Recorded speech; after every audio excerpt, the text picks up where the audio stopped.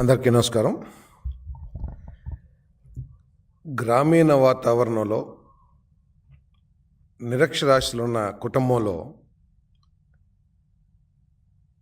ఆ కుటుంబ గౌరవాన్ని రోడ్డుకి ఇచ్చే వ్యక్తుల గురించి ఆ కుటుంబంలో సభ్యులు ఏమనుకుంటూ ఉంటారంటే, నీ బ్రతుకు చెడ, ఎందుకు పుట్టావురా అని చెప్పేసి గ్రామాల్లో మనం చాలాసార్లు వింటూ ఉంటాం.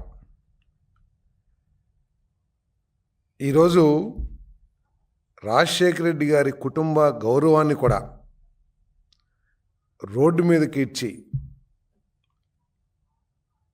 తన సొంత తల్లి, చెల్లి, రక్త సంబంధికులు కూడా శాపనార్థాలు పెట్టే స్థితికి జగన్మోహన్ రెడ్డి గారు దిగజారిపోయారని చెప్పేసి ఈ సందర్భంగా నేను తెలియజేస్తా ఉన్నా. ఇంకో ప్రక్క ఉగ్రవాద సంస్థలకి, ఉగ్రవాద సంస్థల నాయకులకి, ఉగ్రవాద సంస్థల భావజాలానికి, వైఎస్ఆర్ కాంగ్రెస్ పార్టీకి, వైఎస్ఆర్ కాంగ్రెస్ పార్టీ నాయకులు వారి భావజాలానికి ఏమిటి తేడా అని చెప్పేసి ఈ రాష్ట్రంలో ప్రజలందరూ కూడా చర్చించుకుంటూ ఉన్నారు. ప్రపంచవ్యాప్తంగా మనం కొన్ని ఉగ్రవాద సంస్థల గురించి వింటూ ఉంటాం. వారి దుర్మార్గపు చర్యల్ని పత్రికల ద్వారా తెలుసుకుంటూ ఉంటాం. ఆల్ ఖైదా కానీ, ఐసిస్ కానివ్వండి, ఇటువంటి అన్నీ కూడా. వారేంటంటే వారి ఆలోచన విధానం, ఈ ఉగ్రవాద సంస్థల ఆలోచన విధానం, వారు భావజాలాన్ని వ్యాపింపచేసే విధానం, వారి ఆలోచనల్ని అమలు చేసే విధానం చూస్తామంటే వైఎస్ఆర్ కాంగ్రెస్ పార్టీకి చాలా దగ్గరగా ఉంటాయని నమ్మాల్సిన పరిస్థితి ఈరోజు వైసీపీ పార్టీ నాయకులు కానివ్వండి, లేకపోతే వారు మాట్లాడే విధానం కానీ చూస్తే అర్థమవుతుందని చెప్పేసి నేను మనవి చేస్తాను. ఉగ్రవాద సంస్థలు ఏం చేస్తాయంటే వారి అప్రజాస్వామిక ఆలోచనల్ని, ప్రజా వ్యతిరేక భావజాలాన్ని,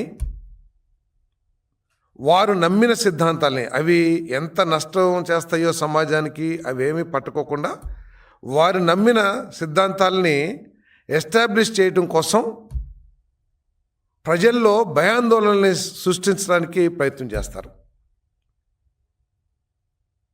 దానికి అనేక రకాల మార్గాలను వాళ్ళు ఎంచుకుంటూ ఉంటారు. బాంబులు వేయటం కానివ్వండి, మారణాయుధాలతో అటాక్ చేయటం కానివ్వండి.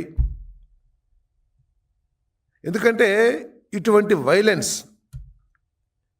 ఇటువంటి ఉగ్రవాదం కానీ, అరాచకం కానీ దాంట్లో బలైన వ్యక్తుల్ని పక్కన పెడితే దాన్ని ప్రచారం ఎక్కువగా జరుగుతుంది అనేది ఆ ఉగ్రవాద సంస్థల అభిప్రాయం. అదేవిధంగా ఈరోజు అంతేకాకుండా ఉగ్రవాద సంస్థలు కూడా ఏం చేస్తాయి, కొంతమంది అమాయకులకి, కొంతమంది యువకులకి, వారికి కొన్ని విషయాల మీద కొన్ని నమ్మకాలు, గౌరవం, భక్తి, ప్రేమ ఉంటాయి. వాటిని ఆసరాగా చేసుకుని, వాళ్ళ అమాయకత్వాన్ని ఆసరాగా చేసుకుని వాళ్ళందరినీ కూడా ఊబిలోకి లాగే ప్రయత్నం కూడా చేస్తాయి ఉగ్రవాద సంస్థలు అన్నీ కూడా అని చెప్పేసి నేను మనం చేస్తాను. వారి భావజాలాన్ని ప్రచారం చేయడం కోసం సోషల్ మీడియాని, వీడియోస్ని తయారు చేసి ప్రజల్లోకి వ్యాపింపచేస్తూ ఉంటారు. అమాయకుల దగ్గరికి, లేకపోతే పాపం పసిమొగ్గలు యువకుల దగ్గరికి. అదేవిధంగా అదే పంతాలో ఎగ్జాక్ట్గా వైఎస్ఆర్సీపీ కూడా పనిచేస్తుందని చెప్పేసి నేను మనవి చేస్తా ఉన్నా. శాంతిని కాంక్షించే ప్రతి ఒక్కళ్ళు, ఆంధ్రప్రదేశ్కి, తెలుగువారికి ఉజ్వల భవిష్యత్తు కాంక్షించే ప్రతి ఒక్కళ్ళు కూడా నిష్పక్షపాతంగా ఆలోచించాలని చెప్పేసి నేను మనవి చేస్తా ఉన్నాను. ఎటువంటి మాటలు వైసీపీ నాయకులు మాట్లాడుతున్నారు, ఎటువంటి భావజాలాన్ని వీరు వ్యాపింపచేస్తున్నారనేది ఒకసారి ఆలోచించాలని చెప్పేసుకొని మనవి చేస్తాను. నేను ఉగ్రవాదులు ఇంకోటి కూడా చేస్తారు. భయాందోళన రేకించడానికి బాంబులు, లేకపోతే మారణాయుధాలు, వైలెన్స్తో పాటు వ్యవస్థల్ని అదేవిధంగా వనరులను కూడా విధ్వంసం చేసేస్తారు. ఒకసారి మనం కనుక ఆలోచించినట్లయితే వైసీపీలో ముఖ్య నాయకులుగా చలామణయ్యే వ్యక్తులు మాట్లాడే తీరేమిటో ఒకసారి ఆలోచించేయాలి. మొన్న ఒక పార్లమెంట్ సభ్యులు, సీనియర్ పార్లమెంట్ సభ్యులు మితిన్ రెడ్డి గారు జగన్మోహన్ రెడ్డి గారు ఏమి చెప్తే అది చేస్తాం, ఆత్మాహుతి దళంగా పనిచేస్తాం అని చెప్తా ఉంటే వైఎస్ఆర్ కాంగ్రెస్ పార్టీ ఒక రాజకీయ పార్టీయా లేకపోతే ఉగ్రవాద సంస్థ అని చెప్పేసి నాకు అర్థం కావట్లేదని చెప్పేసి మరి చేస్తాను నేను. వైసీపీ నాయకుడు జగన్మోహన్ రెడ్డి గారు చెప్తే నరికేస్తాం, చంపేస్తాం, పొడిచేస్తాం అని అంటున్నారంటే అసలు వాళ్ళు ఉన్మాదులా లేకపోతే ప్రజాస్వామ్యవాదులా? ఈ ప్రజలందరూ కూడా అర్థం చేసుకోవాల్సిన అవసరం ఉందని చెప్పేసి కూడా నేను మనవి చేస్తా ఉన్నాను.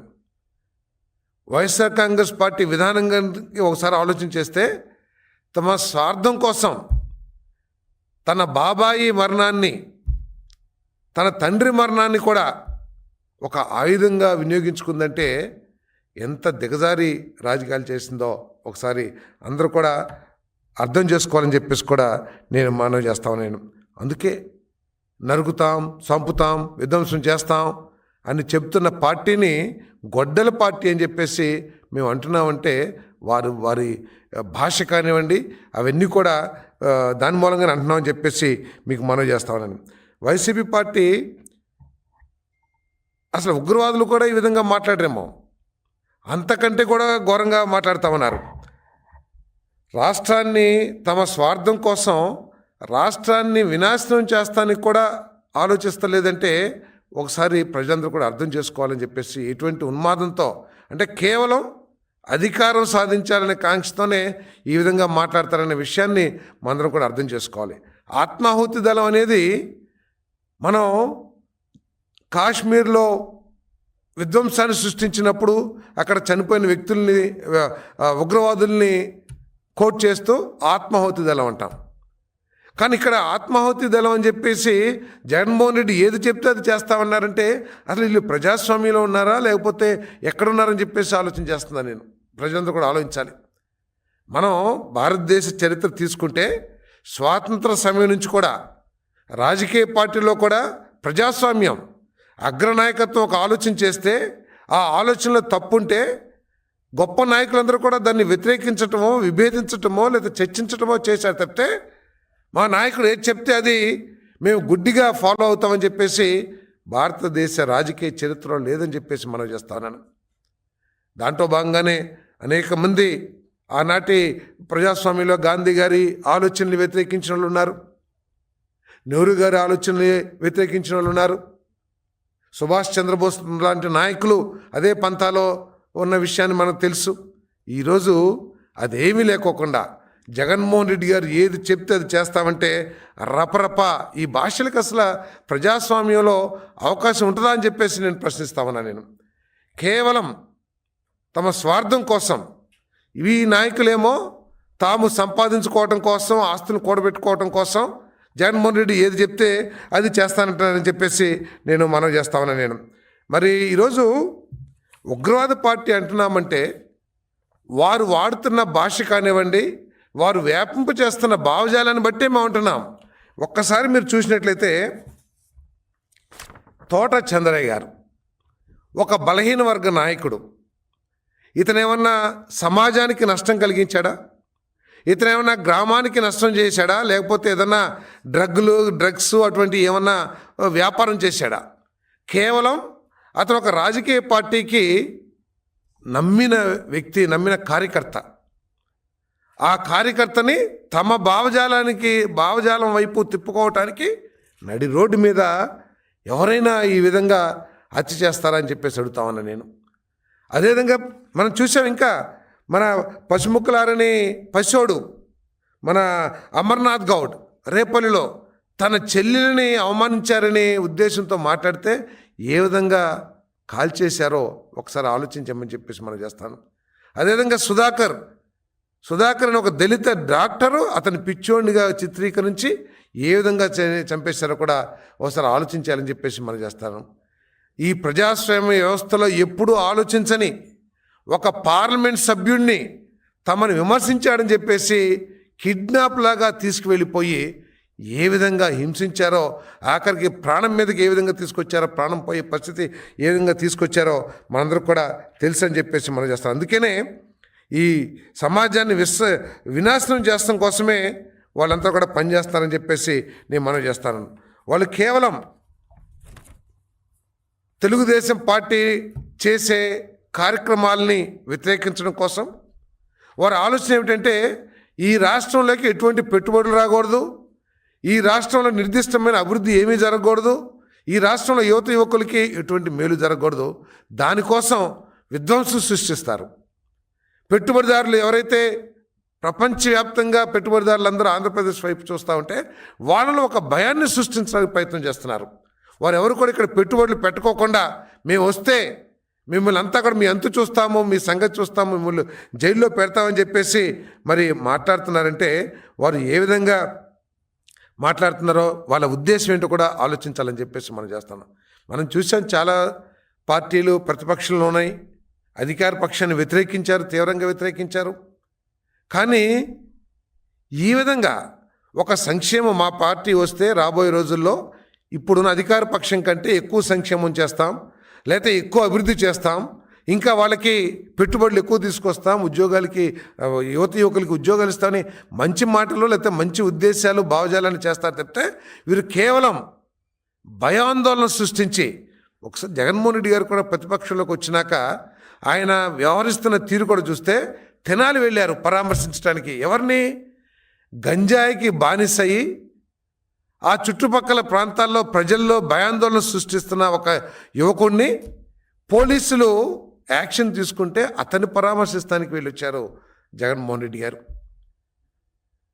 రైతుల పరామర్శ పేరుతో ఒక పెద్ద ఊరేగింపు చేసి ఆ ఊరేగింపులో రపరప రపరప అని చెప్పేసి నినాదాలు, అదేవిధంగా నరుకుతాం అనే బోర్డులు పెట్టుకొని చేస్తాం మన ర్యాలీ చేశారంటే ఎటువంటి భావజాలాన్ని ఈ సమాజంలోకి తీసుకెళ్లాలని ప్రయత్నం చేస్తున్నారో ఒకసారి ఆలోచించాలని చెప్పేసి కూడా నేను మనవి చేస్తాను. మరి ఆ రోజు ఏ విధంగా ఈ రాష్ట్రాన్ని గంజాయి రాష్ట్రంగా మారుస్తూనే కాకుండా నకిలీ మద్యాన్ని ఇచ్చి దేశంలో అన్ని రాష్ట్రాలకి మద్యం విధానాలు ఉంటాయి. ఎక్కడా కూడా నకిలీ మద్యం లేకపోతే స్పూరియస్ మద్యం లేకపోతే క్వాలిటీ లేని మద్యాన్ని సప్లై చేయాలని ఏ రాష్ట్రం కూడా భావించదు తమ స్వార్థం కోసం. కానీ గత ప్రభుత్వంలో ఈ క్వాలిటీ లేని మద్యాన్ని ప్రజలందరూ కూడా గొంతెత్తి చాటారు. అయ్యా ఈ తాగుతుంటే మా ఆరోగ్యాలు చెడిపోతున్నాయి, మా కిడ్నీస్ పాడైపోతున్నాయి, లేకపోతే మా అవయవాలన్నీ పాడైపోతున్నాయి అని చెప్పినా కూడా ఎక్కడా కూడా మార్పు కానీ రివ్యూ కానీ చేయకోకుండా అదే మద్యాన్ని ఇచ్చి కొన్ని వందల వేల మంది చనిపోయేటట్టు చేసిన ఆ పార్టీ ఉగ్రవాది పార్టీ కాకుండా ఏమవుతుందని చెప్పేసి నేను ఈ సందర్భంగా నేను ప్రజల్ని ఆలోచించమని చెప్పేసి నేను కోరుతా ఉన్నాను. మనం ఇక్కడ ప్యాబ్లో ఎస్కోబార్ అని చెప్పేసి ఏదో దేశ నాయకుడు, ఆయన జగన్మోహన్ రెడ్డి గారికి ఆదర్శంగా కనపడతా ఉంది కొలంబియాలో.